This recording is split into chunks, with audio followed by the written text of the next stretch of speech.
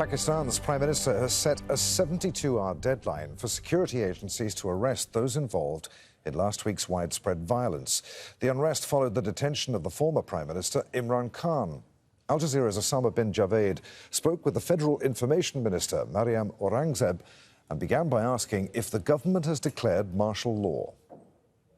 Not really, because there's just one person who always, it's a pattern. It's not something which has happened in Pakistan by Mr. Khan and his party, which is unprecedented. So there's a continuity that whenever he's asked a question or whenever he's called on an investigation, so this is how he resorts to violence, incite violence. But I'm talking about your government's decisions. Yes. You blockaded the internet, you shut down social media sites, called in the military. What do you expect when a party leader is inciting violence on streets, calling out people, has installed? There was no political reaction to his arrest, because if there was a political reaction to his arrest, then we could have seen the streets filled with people outside there. You know, there were different installations where he placed people, and then he was monitoring. The entire party leadership was monitoring that how many people have reached Jinnah House and Corps Commander House in Lahore, how many people have reached metro bridges, and then there was entire monitoring done.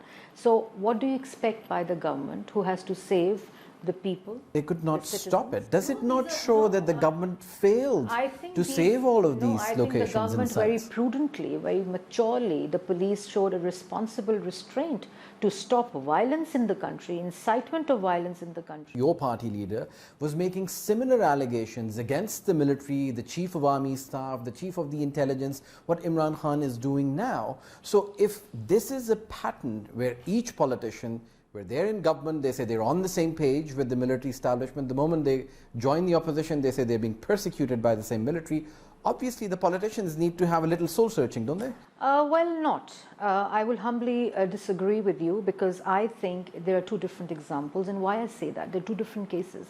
Because Mr. Nawaz Sharif, when he was the Prime Minister and Mr. Bajwa was the Chief of Army Staff, he called out Mr. Bajwa and his ingress and his interference into politics and democracy of the country. What Imran Khan is doing now to the current army chief. Let me finish, please.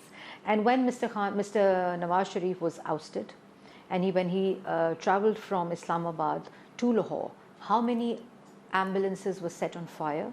How many military installations were set on fire? How many metros and motorways were set on fire? How many hospitals and schools were set on fire? None. Now, why is he calling out Chief of Army Staff? Because Chief of Army Staff, current Chief of Army Staff, is not willing to sit with Mr. Khan in the room and interfere into the democratic processes of the country. If the government had the intention to do political victimization, which Mr. Khan was doing, because all these corruption, false allegations and corruption cases against us were made in the Prime Minister office. But you see, 100 cases registered against Imran Khan does sound like political vendetta, doesn't it? 100 cases, so that's Mr. Khan's mantra, false mantra, which he always says, and he always indulge into such narrative also.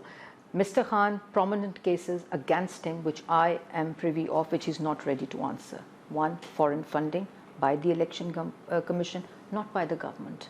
The 60 billion Al-Qaeda Trust, not by the government. National Accountability Bureau.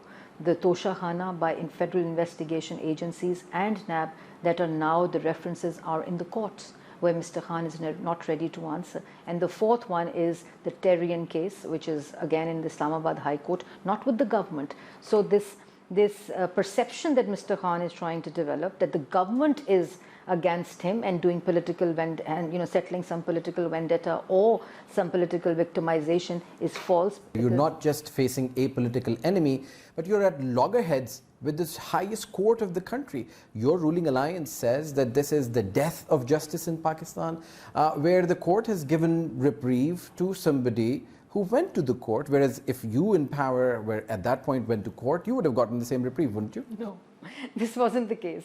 In last 4 years, when we were jailed on false cases, our hearing was never heard in the court for a year, for 8 months, for 6 months, and Mr. Khan did not go to the court. Mr. Khan was invited to the court in Masadi, sent by the Supreme Court. And Mr. Khan, when went there, he was on physical remand, and the Supreme Court gave him bail. and said they're really happy to see him, and then wished him good luck. Islamabad High Court, under the influence of Supreme Court, gave bundle bails of all the existing cases against him.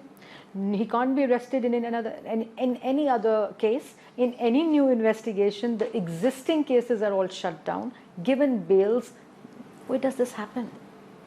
You give me, if you compare that with civil governments, organizations, countries, wherever around the world, the global commonality, if we draw, this does not happen in any part of the world.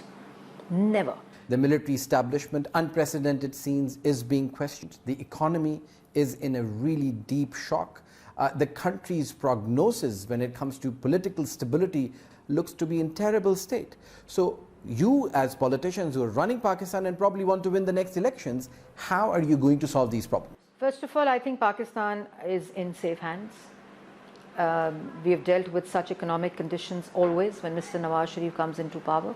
We dealt with it recently in 2013 also. We have the experience, the intention, and we have the will to put the country back on economic path and development path. We are busy doing that. And Mr. Khan, as I said, that it's not Pakistan that's under such condition, it's just only one person who's a fascist, who believes in violence, who incite violence, and we know how to deal with that.